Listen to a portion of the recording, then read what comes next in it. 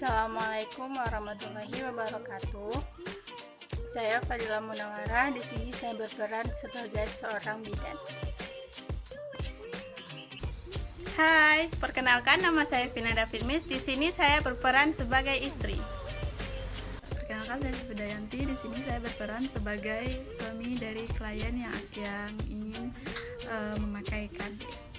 Nah, di tengah maraknya pandemi COVID-19, kami melakukan konseling dengan cara online. Semuanya serba online. Selamat menyaksikan. Selamat datang Ibu Atina dan Pak Ocin. Nah, ada yang bisa saya bantu, Pak, Bu? Jadi gini Bu Bidan, saya kesini mau pasang KB, tapi saya masih bingung Bu, bagusnya pakai KB apa gitu Bu, soalnya juga baru pertama pasang KB Bu. Kalau untuk jenis KB itu banyak Pak, Bu. Yang pertama ada KB, yang kedua ada suntik. Suntik itu ada suntik 3 bulan, ada juga suntik yang 1 bulan. Nah, yang ketiga itu ada implan, yang keempat ada spiral, dan yang kelima ada KB. Jadi terserah ibu bapak mau pilih yang mana. Nah, kita bahas dahulu mengenai alat kontrasepsi yang pertama, yaitu pil KB. Pil KB ini merupakan suatu alat kontrasepsi yang mudah untuk didapatkan. Namun, pil KB ini juga merepotkan kita karena kita harus rutin mengkonsumsinya setiap hari. Jika tidak akan menimbulkan kegagalan.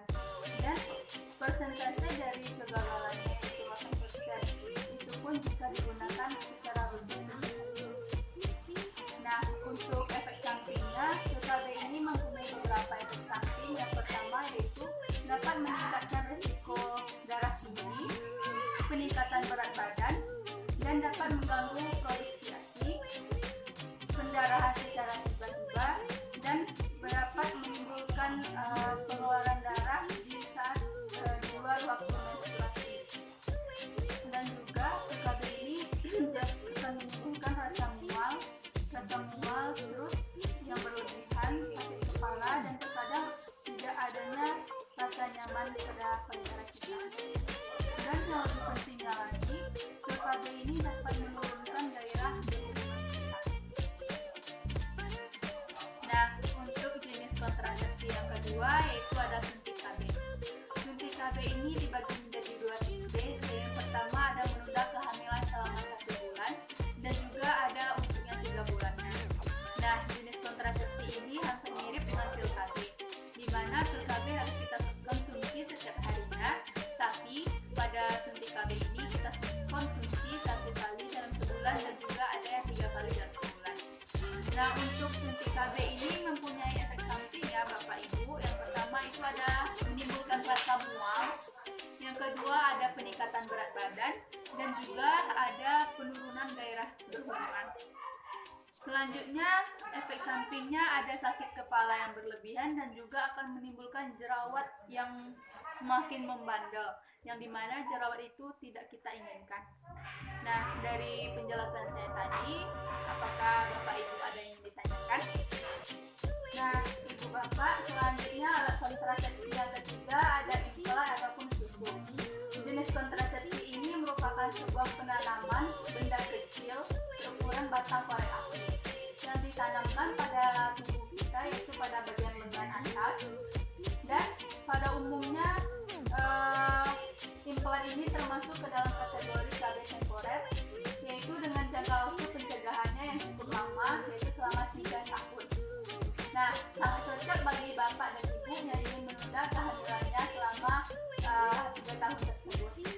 Tapi pada alat kontrasepsi ini juga mempunyai efek samping. Yang pertama ada timbulnya rasa nyeri pada bagian yang kita masukkan alat tadi atau yang kita masukkan implan. Yang kedua, peningkatan berat badan, dan yang ketiga adanya menstruasi yang tidak teratur. Dan yang keempat itu juga berisiko terhadap kita, yaitu sulitnya hamil kembali setelah implan dilepas. Nah, untuk Bapak Ibu, apakah ada yang ditanyakan mengenai alat kontrasepsi implan ini?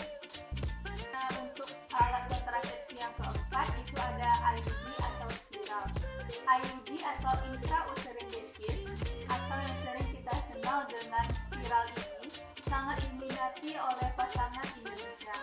Karena apa?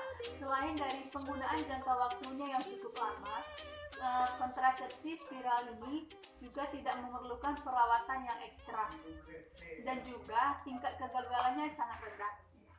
IUD biasanya diletakkan di dalam rahim untuk menghadang sel sperma menembus sel telur.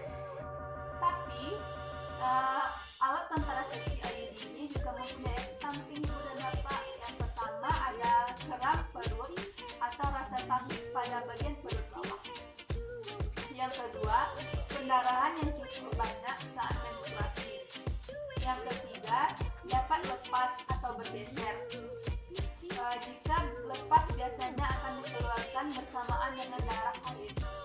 Dan yang terakhir efek sampingnya yaitu dapat terjadinya infeksi jika tubuh menolak keberadaan IUD.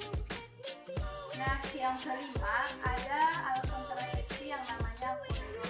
Di sini kondom ini tidak memiliki efek samping, tetapi jika pasangan ibu dan bapak merasakan hal yang tidak nyaman, itu bukanlah sebuah efek samping dari penggunaan alat kontrasepsi ini, melainkan ibu atau bapak mengalami alergi dari penggunaan alat kontrasepsi jenis kondom ini. Nah, ini juga alat kontrasepsi yang mudah didapatkan karena sekarang sudah diperjualbelikan pada apotek-apotek terdekat. Jadi terserah ibu bapak mau pilih alat kontrasepsi yang mana sesuai dengan yang sudah saya jelaskan di mata ini. Nah, dari penjelasan alat-alat kontrasepsi yang telah saya berikan tadi, jadi saya putuskan kembali atau saya berikan sepenuhnya pilihannya kepada ibu dan bapak. Mana yang baik menurut bapak dan ibu dan mana yang cocok menurut bapak dan ibu. Saya serahkan kepada bapak dan ibu. Oh gitu ya Bu. Terima kasih ya Bu penjelasannya. Saya sudah memikirkan apa yang mau saya gunakan. Tapi saya ingin bicarakan dulu dengan suami saya ya Bu. Mas, gimana nih Mas? Menurut Mas bagusnya yang mana? Kalau menurut saya sih terserah adik aja maunya yang mana. Yang penting nyaman dan tidak akan merugikan adik di kemudian hari. Udah saran Mas itu aja. Mas, aku maunya sih pakai spiral. Menurut Mas gimana? Mas setuju nggak? Kalau menurut adik itu yang terbaik nggak apa-apa. Kalau menurut Masnya ikut aja. Kalau adik itu maunya itu silahkan. Baiklah Bu, saya sudah bicarakan dengan suami saya. Saya ingin memakai KB apa dan juga sudah disetujui oleh suami. Saya di sini akan memilih untuk memakai spiral Bu. Nah, jika telah selesai, baiklah terima kasih kepada bapak dan ibu telah berkunjung ke tempat kami dan telah melakukan konseling kepada kami, telah mempercayai kami sebagai tempat ibu dan bapak untuk bertanya. Jika nanti ada yang mau ditanyakan lagi, ibu dan bapak bisa dipersilakan kembali datang ke tempat kami. Terima kasih atas kedatangannya. Sampai jumpa dan hati-hati di jalan ya Pak, Bu. Nah, terima kasih Ibu dan teman-teman. Itulah video dari kelompok kami. Maaf